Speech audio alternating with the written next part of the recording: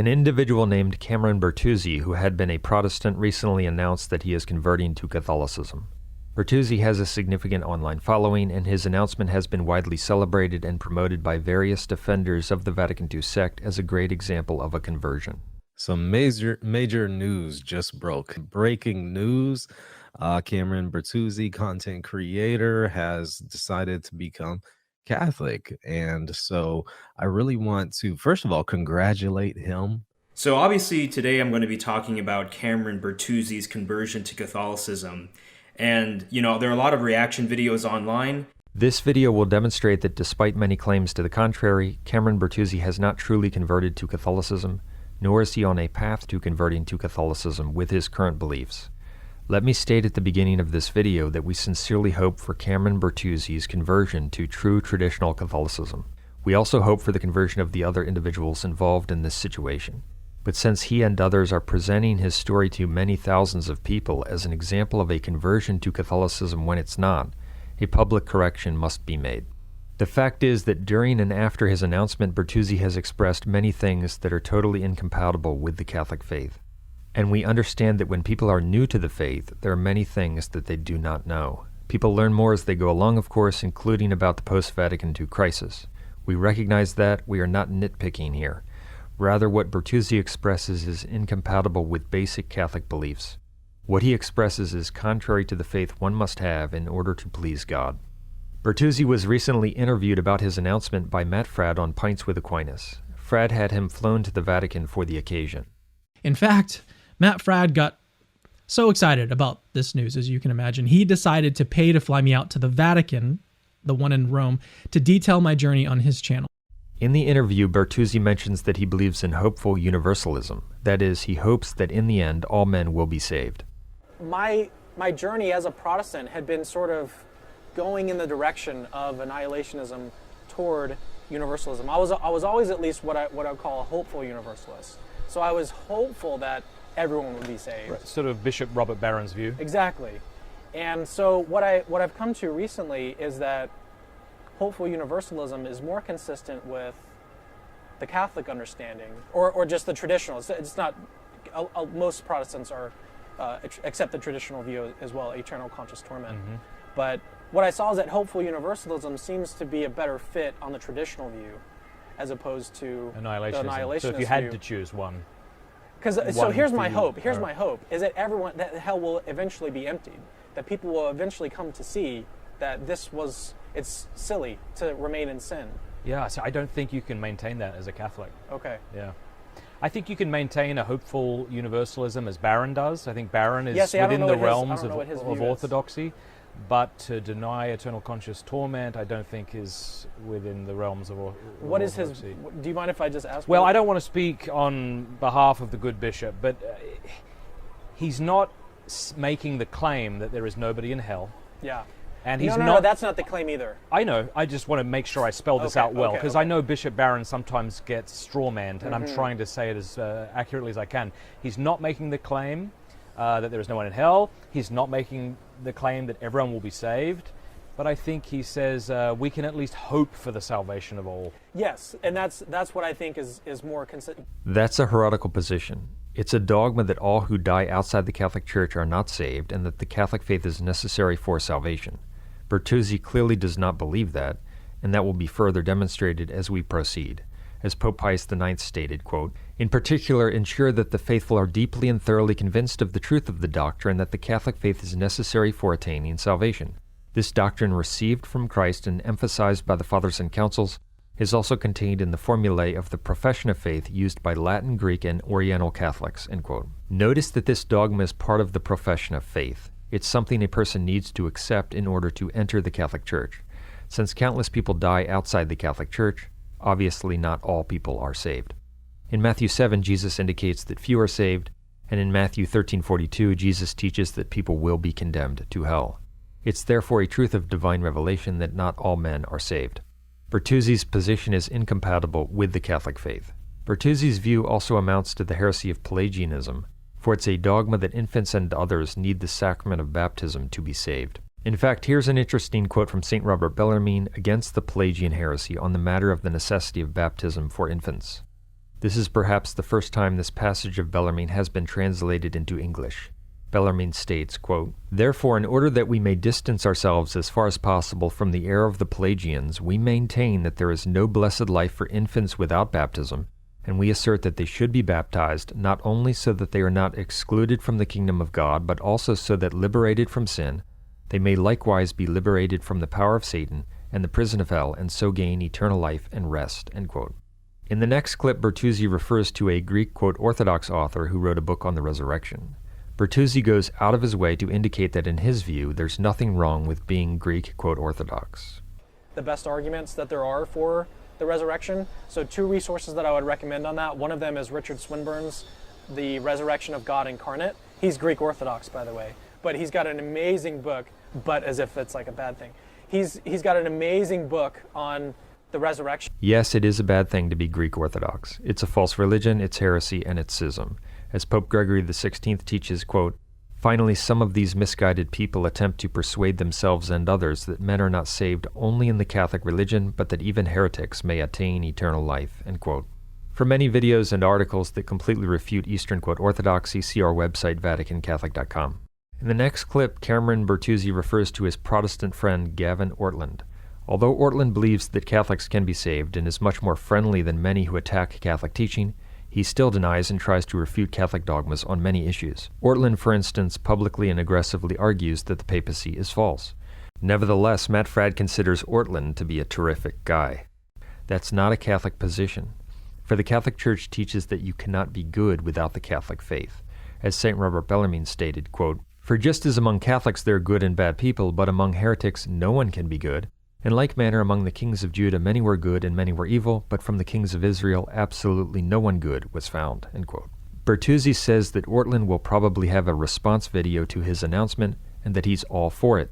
That is something that I did. So I called my Protestant friends I talked to in particular Gavin Ortlund at some point. He's and terrific. I said, I have which great I respect love, for him. I love Gavin. He's like one of the best Protestants that's currently speaking on this issue. Yeah. Super and he's intelligent. gonna take issue. Yeah. He probably will have a response video to what I'm saying today. Yep. And I'm all for it. I love Gavin. So Bertuzzi is in favor of a Protestant trying to convince people not to embrace the Catholic faith. That again reveals that Bertuzzi does not believe that the Catholic faith is necessary. In the next clip, Bertuzzi expresses heresy on this matter very clearly. Do you think your conversion will affect many other Protestants to cross the Tiber? Why or why not? I think it can, but that is not necessarily my goal in doing this. Right. The goal today is to share my personal story because I've been very public about my journey, and so I think I owe it to everyone that's been watching to at least spell that out and explain what the purpose of that is. And I wanted to say, though, that something I kind of mentioned earlier is that your objections to Catholicism may not be my objections to Catholicism. Right. So your, another philosopher's term, noetic structure, your web of beliefs, the beliefs that you have, may make it such that Catholicism, in your view, is false. And I want to say, I think that can be, it's a person relative, but I think that if you've got that set of beliefs wherein you think you've got some argument or some reason to think that Catholicism is false, I don't want to say to that person, you're being irrational. Yes. I want to say, nevertheless, I disagree at this point, given my set of beliefs, but I think that someone on the other side can be perfectly within their epistemic rights, they can be justified in their belief. So I'm not coming at this trying to proselytize or trying to convince people to become Catholic, but nevertheless, I think that some of the things I've talked about today might move someone in that direction a little bit. Pope Francis will be happy. Okay, do you... Pope Francis well, he will talks be happy. against I proselytizing. know. This wasn't a criticism. He makes the distinction between evangelism and proselytism. You know? What Bertuzzi just stated is the heresy of religious indifferentism. He says that if your beliefs convince you that Catholicism is false, you are within your rights to reject Catholicism, and you can be justified in doing so. That's blatantly heretical, and it's actually the opposite of Catholic teaching. It's a dogma that you must have the Catholic faith in order to be justified. According to Cameron Bertuzzi's position, if you are convinced that oneness Pentecostalism is true, which denies the Trinity, or even if you are convinced that Judaism or Islam is true, you are within your rights and you can be justified embracing one of those religions. No. No one has the right to reject Catholicism. If someone is convinced that Catholicism is false, that's because his understanding is darkened and his conscience is not properly formed. Bertuzzi then says that he's not trying to proselytize or convince people of Catholicism. So I'm not coming at this trying to proselytize or trying to convince people to become Catholic. That's also heretical. As Pope Leo XIII taught, quote, "You are not to be looked upon as holding the true Catholic faith if you do not teach that the faith of Rome is to be held," end quote.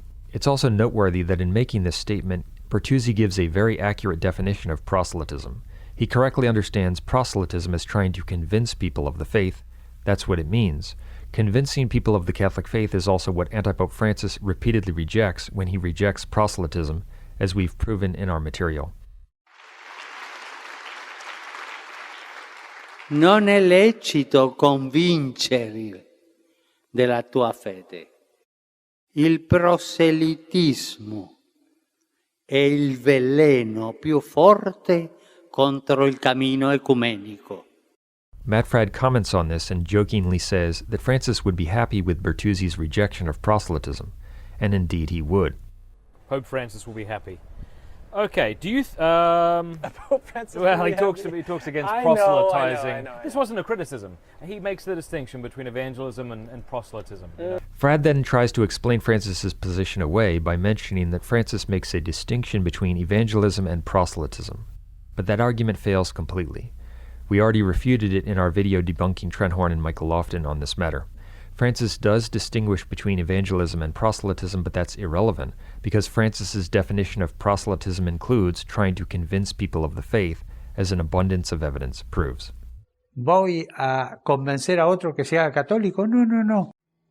Vayan y lleven al Señor.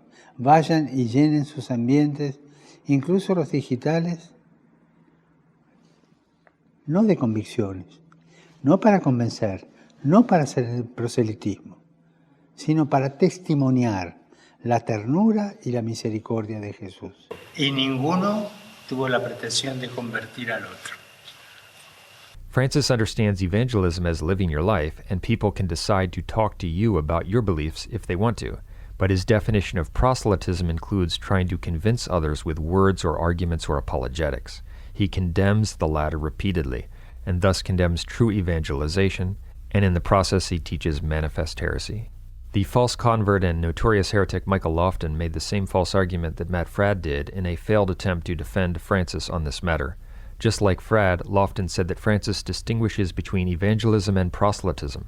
He's saying evangelization, it's not the same as proselytism.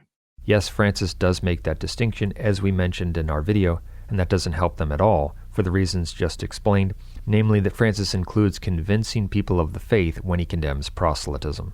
Not surprisingly, Lofton flat out ignored a mountain of proof that Francis rejects convincing people of the faith because it debunks his whole argument and position. Uno mi ha fatto questa domanda. Cosa devo dire a un compagno di università, amico, bravo, ma che è ateo? Cosa devo dirle per cambiarlo, per convertirlo? La risposta è stata questa: l'ultima cosa che tu devi fare è dire qualcosa. In fact, this extremely dishonest and demonically inspired heretic Michael Lofton argues that Francis is not the problem, but rather the main problem, according to him, is that people are twisting Francis's words. Incredible. My thing is the problem really Pope Francis, or is there more problem with the people who are twisting his words? Among his many other heresies, Michael Lofton is also a Pelagian heretic. He thinks that it's possible that all unbaptized infants might be saved. Maybe some are in limbo, some are in heaven. Maybe all are in limbo. Maybe all are in heaven. Talking about infants here. Maybe all of their original sin, every infant who's ever died, maybe every one of them had their original sin removed by some extraordinary means.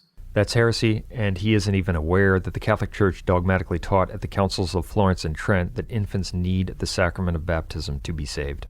On his channel, Bertuzzi also has a video featuring William Lane Craig. In this video, William Lane Craig gives his understanding of the Catholic Church's teaching on whether Protestants can be saved. Craig says that in the past, the Catholic Church may have believed that Protestants cannot be saved, but the modern view is that Protestants are going to heaven.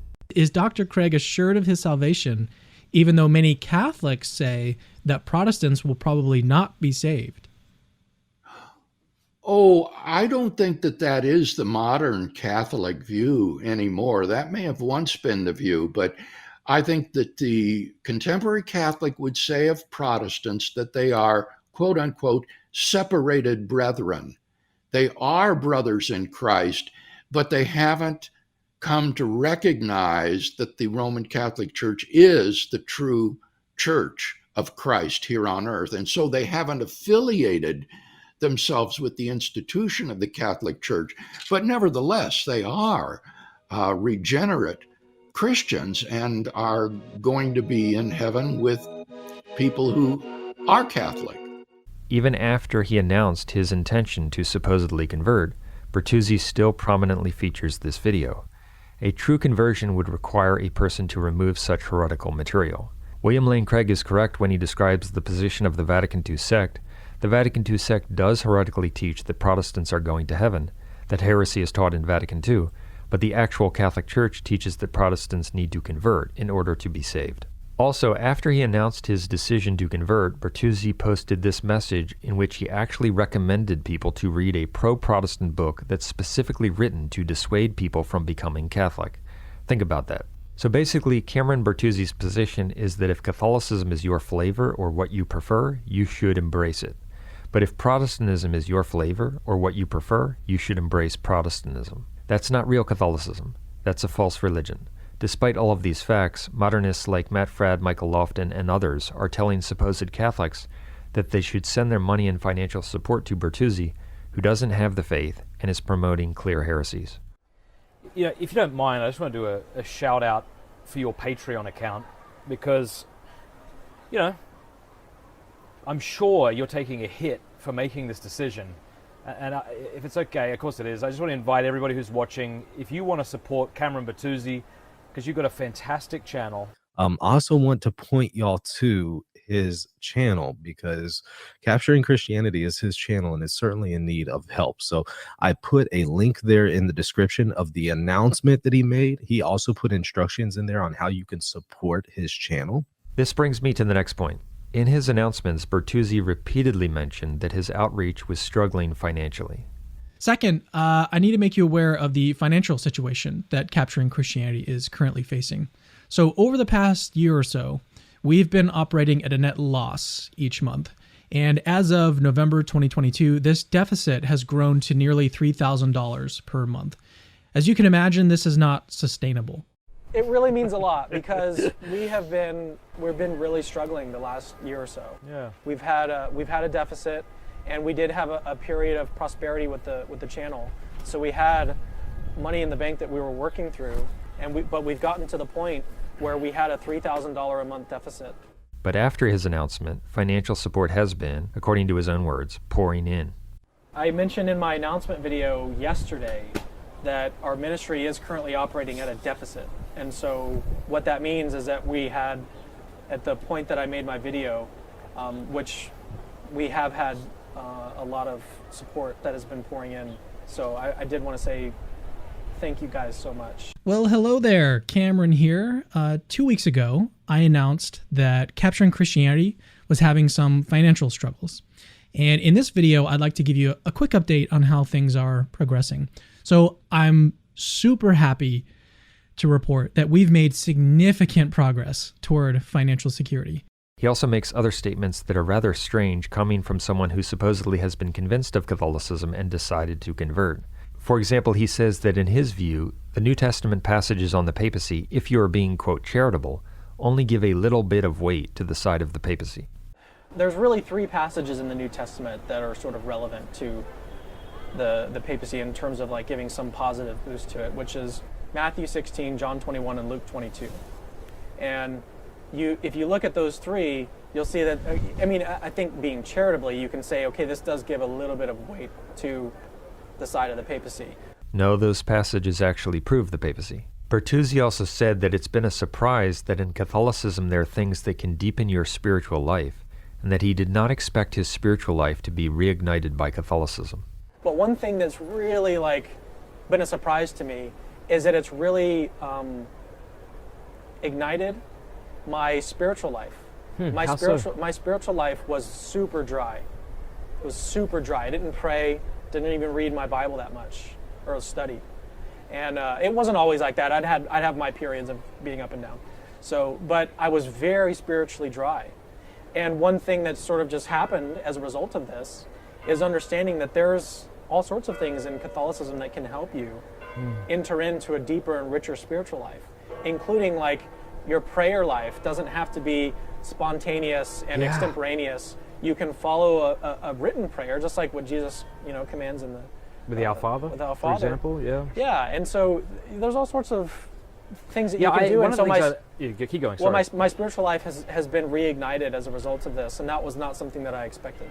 That's odd, because if you are embracing what you consider to be the true Christian church, a primary reason you would do so is because you believe it would help you spiritually. But he allegedly decides to embrace Catholicism even though he didn't expect it to help him spiritually, and we've already shown that he doesn't believe that the Catholic faith is necessary. So if he didn't expect it to help him spiritually and he doesn't believe it's necessary, one must ask, what was the reason that he, quote, embraced Catholicism? One can only conclude that financial considerations may have been a big factor. His operation was struggling, as he decided to repeatedly mention, and now, according to his own words, the support is flowing in. Bertuzzi was also asked to pray a Hail Mary with Matt Fradd, and he admitted that he has never prayed one and did not know how to pray one. How do you feel about praying a Hail Mary with me? I've never done it. Oh, stop. I know. This is terrific. What's funny is that I've never done the rosary, but I've also had dreams about the rosary, about praying the rosary. I've had one specific dream where I remember praying the rosary in it, and I don't even know the rosary.